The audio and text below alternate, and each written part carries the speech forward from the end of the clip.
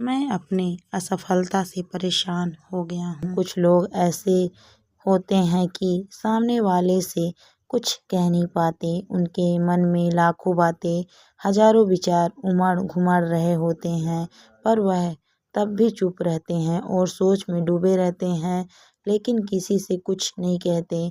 ऐसा ही था प्रकाश। कोई भी कष्ट हो, परेशानी हो, स्वयं झेलता रहेगा, पर किसी से कहेगा नहीं।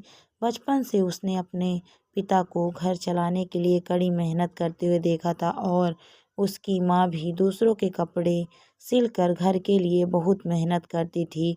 बड़े होने पर प्रकाश ने सोचा था कि मैं कुछ अच्छा करूँगा ताकि मैं अपने माता पिता को सुख दे सकूँ। उसने कानून की पढ़ाई शुरू की और काम सीखने लगा, लेकिन लोगों ने उसका भरपूर फ़ायदा उठाया। किसी ने काम सिखाने की कोशिश नहीं की और उससे फ्री में मेहनत करवाते रहे, तब भी वह चुप ही रहा। फिर उसने जज बनने के लिए परीक्षा दी, लेकिन वह उसमें सफल ना हो सका। उसने मोबाइल रिपेयरिंग भी सीखे, टीवी ठीक करना सीखा, अकाउंट्स सीखे, लेकिन हर तरफ से उसे निराशा हासिल हुई और वह सफल ना हो सका। तब उसने एक मोबाइल कंपनी के ऑफिस में जॉब ढूंढी। जॉब अच्छी थी। समय रहते प्रकाश की सगाई भी हो गई। सगाई के बाद अचानक पिता का देहांत हो जाने से प्रकाश अकेला हो गया और वह अंदर ही अंदर घुटने लगा। माँ ने कई बार पूछने की कोशिश की, पर उसने कुछ नहीं कहा। थोड़े समय बाद उसका विवाह हो गया और एक बेटा और कुछ समय बाद एक बेटी हुई। प्रकाश की नौकरी किसी कारणवश छूट गई थी। अब वह समझ नहीं पा रहा था कि मैं कौन सा काम करूं अपने बच्चों को पालने के लिए। वह हर पल संघर्ष कर रहा था। फिलहाल माँ को मिलने वाली पेंशन से गुजारा चल रहा था, लेकिन ऐसा कब तक चलता, क्योंकि बच्चे बड़े हो रहे थे और उनके पढ़ाई के खर्चे भी बड़े हो रहे थे। फिर उसने सेकेंड हैंड कैब लेकर चलानी शुरू कर दी, लेकिन उसकी सरलता को देखते हुए कैब बेचने वाले ने भी भरपूर फ़ायदा उठाया और निहायती ही घटिया दर्जे की कैब उसे थमा दी। कैब के बारे में अधिक जानकारी न होने के कारण प्रकाश को उसमें बहुत घाटा हुआ। हर जगह घाटा और असफलता का मुंह देख देख कर वह इस हद तक चिढ़ चुका था कि वह कभी कभी सामने वाले इंसान का उसके साथ क्या रिश्ता है यह ध्यान न देते हुए उसके साथ गुस्से में बात करता था और बाद में पछताने लगता था। फिर वह अपने बच्चों के लिए कुछ ना कर पाने को लेकर खुद को दोषी मानने लगा और सारा आक्रोश स्वयं पर निकालने लगा।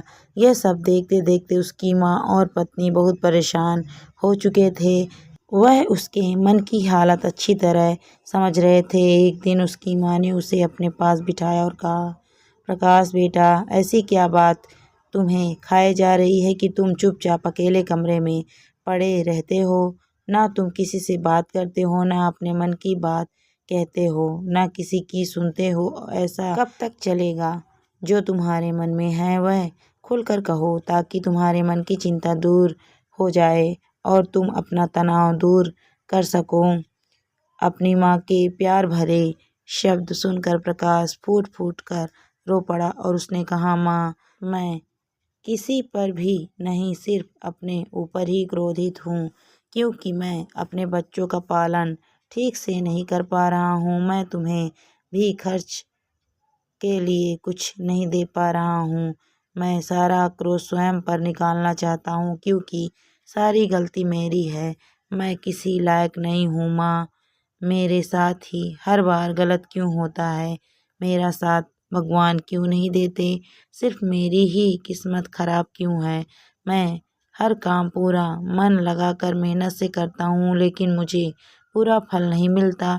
हर जगह मुझे नुकसान ही मिलता है।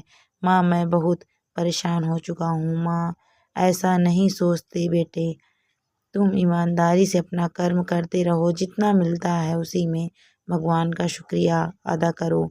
एक ना एक दिन तुम्हें ईश्वर इतने सुख देगा कि संभालते संभालते थक जाओगे। मैं जानती हूँ तुम पूरी मेहनत करते हो। खुद पर आक्रोश मत निकालो, खुद को दोषी मत कहो। अपने मन से यह बात निकाल दो कि तुम बच्चों के लिए कुछ नहीं कर पा रहे हो। भगवान की दया से दोनों बच्चे समझदार हैं, वह तुमसे सिर्फ प्यार ही चाहते हैं। धीरे धीरे सब ठीक हो जाएगा। अब तुम बिल्कुल टेंशन मत लो और सब अच्छा सोचो। अच्छा सोचने से अच्छा ही होता है। प्रकाश का तनाव कुछ हद तक कम हो चुका था और वह माँ की गोद में सिर रखकर कुछ देर तक लेटा रहा। आज उसे बहुत सुकून मिल रहा था।